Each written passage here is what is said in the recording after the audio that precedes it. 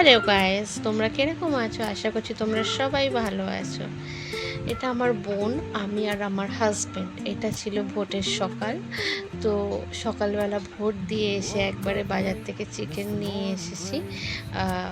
ছিলাম বাবার বাড়িতে, তো বোন ছিল সামনেই আমার মাসির বাড়ি। তো আমরা হুট করে জাস্ট সাডেন প্ল্যান হলো যে আজকে একসাথে সবাই আছি, বিরিয়ানি করা হোক। তো বিরিয়ানি তো আর মুখের কথা নয়। তো যাই হোক, হয়ে গেছে। বলে না, এক হাতে অনেক লেট হয়, কিন্তু 5 হাত থাকলে সেটা অনেক তাড়াতাড়ি হয়ে যায়। তো সবাই মিলে হেল্প, মানে সবাই মিলে হাতে হাতে আর কি বিরিয়ানি করা হয়েছে। তো চিকেনটা আমিই বানিয়েছি, মানে সাজানোটা আমিই করেছি, বাকি সবাই হেল্প করেছে, কাটা থেকে মশলা বানানো থেকে। আর সব থেকে বড় কথা, আমার মামি রয়েছে। মামি হচ্ছে রান্নার এক্সপার্ট। মামি না থাকলে হয়তো হতোই না।